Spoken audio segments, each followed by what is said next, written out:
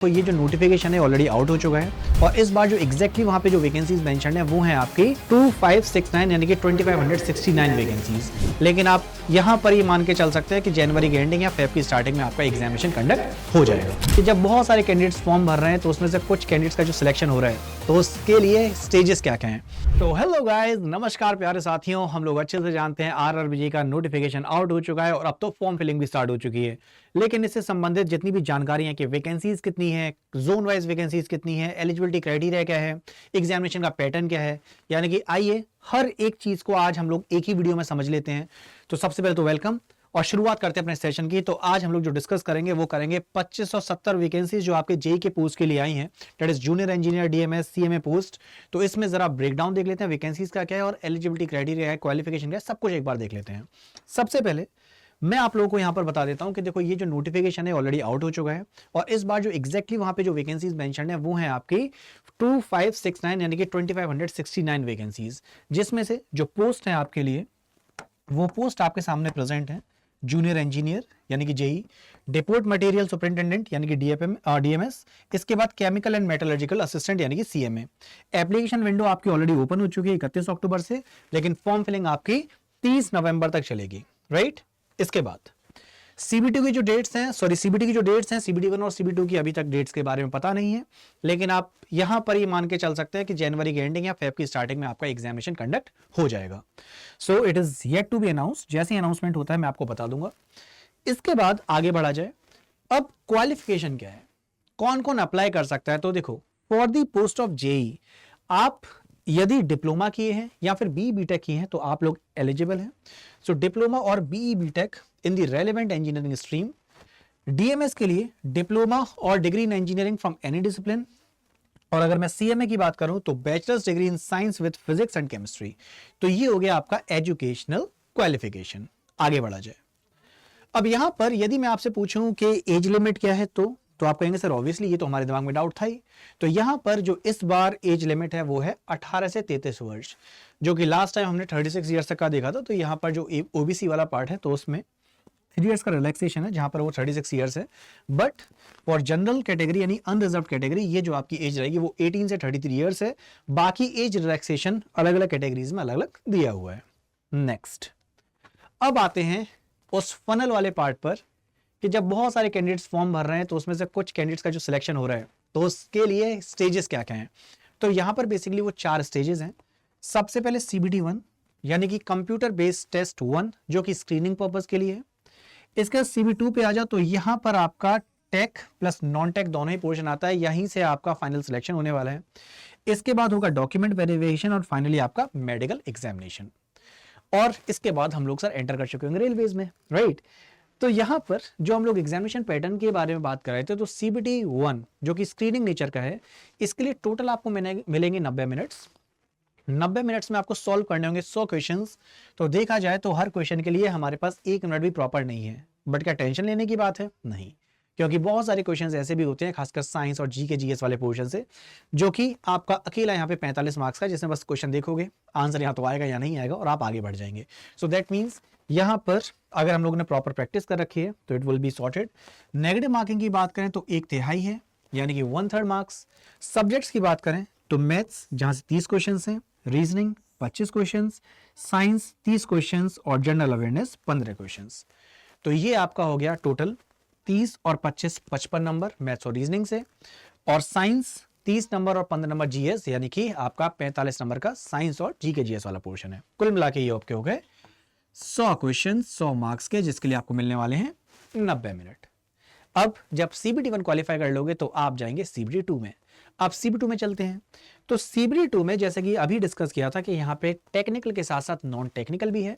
तो यहाँ पे जो टाइम ड्यूरेशन है वो ज्यादा है 120 मिनट का, लेकिन नंबर ऑफ क्वेश्चंस भी ज्यादा है। इस बार 100 नहीं, इस बार कितने हैं? 150 क्वेश्चंस। नेगेटिव मार्किंग अगेन यहाँ पर आपकी फिर से है, तो टोटल आपके 150 क्वेश्चंस 150 नंबर के। तो जनरल अवेयरनेस कितने का? 10 नंबर का। फिजिक्स केमिस्ट्री 10 का नहीं, यहां पर ही होगा 15 का। फिजिक्स केमिस्ट्री अगेन 15 नंबर की। कंप्यूटर 10 नंबर का और एनवायरमेंट भी आपका हो गया 10 नंबर का, यानी कि टोटल 15 15 30 40 एंड 50। तो टोटल आपके 50 क्वेश्चन तैयार हो गए। नॉन टेक से और आपकी टेक्निकल स्ट्रीम से हैं 100 क्वेश्चंस। तो ये है आपका CB2, जिसके बाद बाजी मारकर हम लोग सीधे पहुंचेंगे डॉक्यूमेंट वेरिफिकेशन में, उसके बाद होगा हमारा मेडिकल एग्जामिनेशन, राइट। ठीक, तो ये तो रहा हमारा एग्जामिनेशन पैटर्न। अब बात करते हैं वैकेंसीज की। तो जैसा कि मैंने आपको स्टार्टिंग में बताया था कि अगर हम लोग वैकेंसीज की बात करें तो वैकेंसीज हैं 2569, है ना।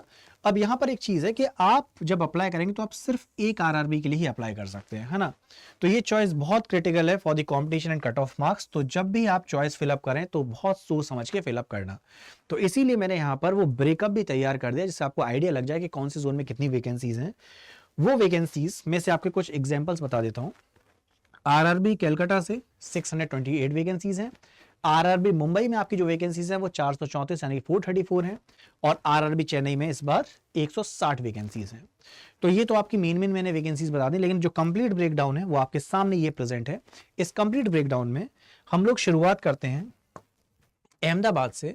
तो RRB Ahmedabad 151, RRB Ajmer 40, RRB Bangalore 80, RRB Bhopal 58, RRB Bhubaneswar 36, RRB Bilaspur 127, Chandigarh 108, Chennai अभी डिस्कस किया था 160। चेन्नई के बाद हमारे पास है गोरखपुर 98, देन गुवाहाटी 7, जम्मू एंड श्रीनगर 88, कलकत्ता यानी कोलकाता 628, मालदा 45, मुंबई 434, मुजफ्फरपुर 23, पटना 50, प्रयागराज 162, रांची 109, सिकंदराबाद 103, त्रिवेंद्रम 62, और इन सब का जो टोटल है वो हमारा है 2569 का। यानी इस तरीके से हमारी 2569 वैकेंसीज कंप्लीट होती हैं, राइट। तो टोटल वैकेंसीज कितनी थी? 2569, and this is the number of vacancies जो कि हमारे पास आरआरबी में मौजूद है, ठीक है। तो अब हम लोगों ने यहाँ पर क्वालिफिकेशन वाला पार्ट भी देख लिया था, वैकेंसीज भी देख ली। तो जो एप्लीकेशन प्रोसेस है दैट इज लाइव, मैंने आपको बता ही दिया है कि 31 अक्टूबर से शुरुआत हो चुकी थी। आप अपनी फॉर्म फिलिंग स्टार्ट कर सकते हैं, और ये फॉर्म फिलिंग कब तक होगी? 30 नवंबर तक होगी। तो यहाँ पर आपको करना क्या है, आरआरबी की वेबसाइट पे जाना है, वहां से आप रजिस्टर करेंगे और फॉर्म फिलअप वहां पे कर देंगे, जिसमें आपको फोटो, सिग्नेचर, डॉक्यूमेंट्स अपलोड करने हैं, और आप अपनी वहां पे एप्लीकेशन फी पे कर देंगे, राइट। तो जब आप फॉर्म भर चुके होंगे तो यहाँ पर जो मैंने आपको इंपॉर्टेंट चीजें बतानी थी वो आपके सामने प्रेजेंट ही है, राइट। अब लेकिन एक और दिमाग में डाउट आता, अगर मैंने फॉर्म में कुछ गलती कर दी तो? ये क्वेश्चन भी बहुत इंपॉर्टेंट है, इसके लिए अलग से आप वीडियो सर्च करने की जरूरत नहीं है, मैं आपको क्लैरिटी यहीं पे दे देता हूं कि फॉर्म फिलिंग की जो डेडलाइन है वो 30 नवंबर 2025 है। लेकिन अगर आपने गलती कर दी है, टेंशन नहीं, क्यों? क्योंकि यहां पर हमारे पास विंडो ओपन होगी। लेकिन फिर भी मैं कहूंगा कि जब भी फॉर्म भरो बहुत सोच समझ के आराम से टाइम लेकर करना। लेकिन अगर बाई चांस गलती हो जाती है तो करेक्शन विंडो भी ओपन होगी 3 दिसंबर से लेकर 12 दिसंबर तक। तो ये अभी से ही मेंशन्ड है। CBT 1 की एग्जामिनेशन की डेट अभी तक अनाउंस नहीं हुई है, जैसे अनाउंस होती है हम आपको बता देंगे। तो अब आपको बस क्या करना है, अपना फॉर्म फिलअप कर देना है और तैयारी स्टार्ट कर देनी है। तो जितनी भी चीजें इंपॉर्टेंट थी वो सारी चीजें हमने अपनी तरफ से आपको बता दी हैं। फिर भी कोई डाउट या क्वेरीज हैं, कोई भी क्वेश्चंस हैं, तो आप मुझसे कमेंट सेक्शन में पूछ सकते हैं, है ना। और आप लोग जो मुझसे टेलीग्राम आईडी पर या मेल आईडी पर कनेक्टेड है वहां पर भी अपने डाउट पूछ सकते हैं। तो मैं आपको विश करूंगा एग्जाम के लिए ऑल दी वेरी बेस्ट। आपको अगर तैयारी करनी है तो यूट्यूब पे आपकी तैयारी इंजीनियर्स अड्डा पे मैं करा रहा हूँ। साइंस वाले सेक्शन के लिए आप सुबह 10 बजे मुझसे जुड़ सकते हैं।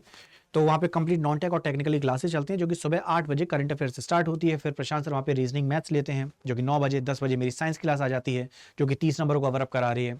उसके बाद फिर आपकी पिंकी मैम की GK GS का पोर्शन आ जाता है, जो कि 15 मार्क्स का। उसके बाद टेक्निकल क्लासेस स्टार्ट होती हैं।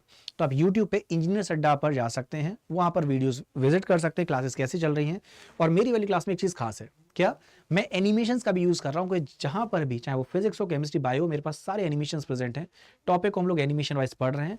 तो अगर आपको वहाँ पे पढ़ना है तो आप एक बार विजिट कर सकते हैं, मैं आपको शो भी कर देता हूँ कैसे। और यदि आप लोगों को बिल्कुल जीरो से तैयारी करनी है तो आप बैचेज में भी आ सकते हैं। तो जो नॉन टेक का बैच है वो आपका लक्ष्य के नाम से है, राइट।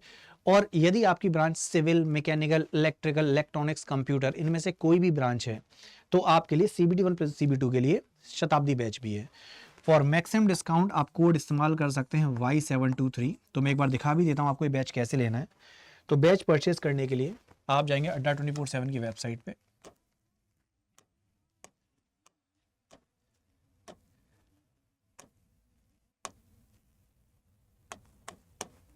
आप यहाँ पे टाइप करेंगे अड्डा 247। जैसे आपने क्लिक किया आप ऑल कोर्सेज में जाएंगे, एजे एग्जाम, क्योंकि आपका एग्जामिनेशन एजे ही वाला है। जो भी आपकी ब्रांच है, civil, electrical, mechanical, electronics, computer science, जो भी आपकी ब्रांच है उस पर क्लिक करना, आरआरबीजे वाले पार्ट पे जा सकते हो। और यहाँ पे जो लक्ष्य बैच है, लक्ष्य बैच में आपको यहाँ पे नॉन टेक की तैयारी और ये जो शताब्दी बैच है इसमें CBT1 प्लस CBT दोनों की तैयारी करा दी जाएगी। इसमें आपको क्लासेस के साथ साथ DPP मिलेगी, जिस दिन आप पढ़ लिया करेंगे ना तो उस रिलेटेड जो क्वेश्चंस हैं वो DPP में दे दिए जाएंगे। इसके अलावा साइंस की ई बुक फ्री ऑफ कॉस्ट आपको दी जा रही है। रेगुलर आपको मॉक टेस्ट भी मिलते रहेंगे। तो आपको बस यहाँ पर क्लिक करना है बाय नाउ वाले ऑप्शन पे, क्लिक करेंगे और यहाँ पर कोड लगा देंगे Y723, ठीक है। और जैसे आप अप्लाई करेंगे आपको मिल जाएगा मैक्सिमम डिस्काउंट। तो ये जो बैच है आपको सबसे ज़्यादा डिस्काउंट के साथ मिल जाएगा जब आप कोड यूज़ करेंगे Y723।